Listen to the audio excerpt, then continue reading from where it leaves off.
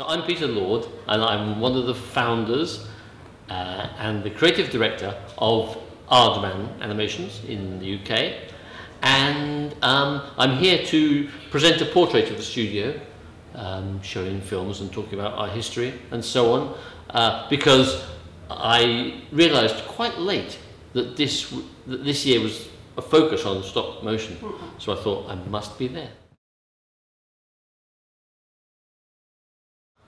What I like best is because there are so many friends here, and my best memory, my perfect memory, is being in some restaurant in the old town, I don't know which restaurant, with like 12 people, all from different countries, you know, and some I knew and some I didn't know, talking, you know, meeting, networking, all that stuff. That I remember, that seems perfect to me. That seems perfect. And it happened last night. It was quite good. I was just out walking last night, walking past the table. Oh, come and join us, and you do. And you know, it's interesting. Like in Britain, where I live and work, there's not much. There aren't many colleagues around except people we employ, you know. And so it's great to come here and meet other filmmakers.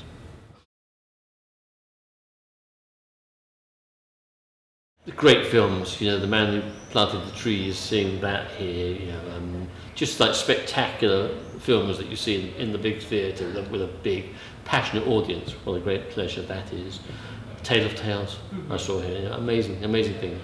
And also some of the great exhibitions there have been, like the exhibition of Starowicz's puppets, which I was a big fan. Yeah.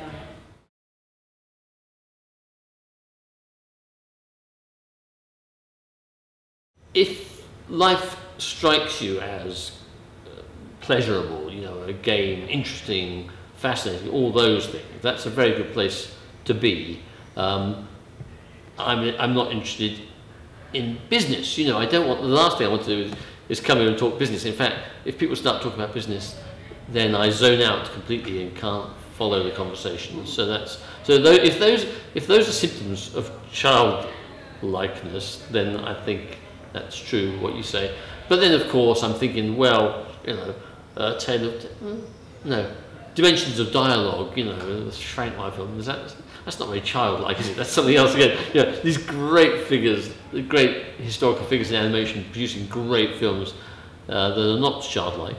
Although Tale of Tales, the Norstein film, is about childhood and evokes childhood beautifully.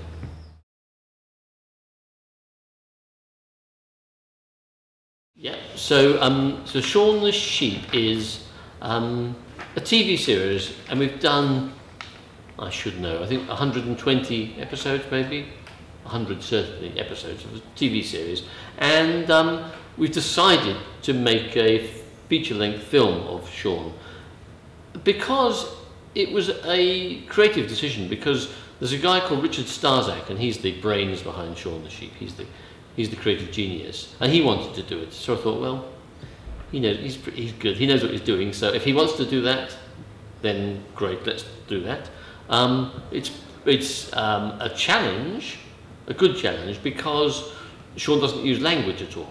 So it's all done with sounds, and which is wonderful, because it means it translates anywhere in the world very well. But telling a story which is 80 minutes long without dialogue is quite difficult, and it nearly drives you crazy sometimes. You just think that you're trying to make some story point. Just one line of dialogue would be so easy, you know, but instead you have to perform it in other ways. So it's been challenging, you know, but it's kind of delightful. The characters, they are just charming. That's an easy word to use. Lots of people use it. And you can't define it, and you can't, you know, catch it, whatever charming is. But Shaun particularly, he just has it naturally. So that's good. The sheep, I think I can tell you. I can't remember what's the secret. But the sheep, they go to the big city, which is kind of a change for them, because normally, of course, being sheep, they live on the farm usually, so they're taken out of their comfort zone. Although we have a lot of fun on the farm as well.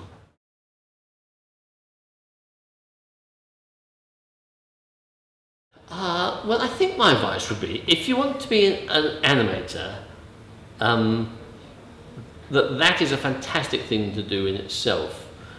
It's interesting at Annecy, because at Annecy we tend to celebrate animator directors, don't we? We tend to put the two ideas together, and that's my experience. That was my background as well. So, animator directors are wonderful what they do, fantastic. We love them. But just a good animator is very, very precious as well. And in stop motion, for me, the thing that I would always say is to practice a lot, which sounds really boring. That's like really boring advice, but it's true. It's like if you were going to play a piano on stage in front of 1,000 people, you would actually have rehearsed for thousands of hours, wouldn't you? As you know, you start when you're 8, 6. You know, you've rehearsed for tens of thousands of hours. You've just practiced for tens of thousands of hours. Most animators don't do that. You know, they don't do enough of it. And the more you do, the better you get. I'm talking about, yeah, all animation, I think it's true. Especially stop motion, because it's between the hand and the brain. They're both important. So although that's probably the most boring advice, it's also sincere advice. And just to always remember that you're a performer, like the pianist. You're a performer. You're doing you're presenting ideas, presenting stories, and I just value those people very, very highly. And when you get a good one, you know, and it's like gold. I met him in Meknes in Morocco, and I loved the film. I thought it was fantastic. You know, I was so impressed that it was so beautiful, and of course that he was so young. These two things were very impressive to me.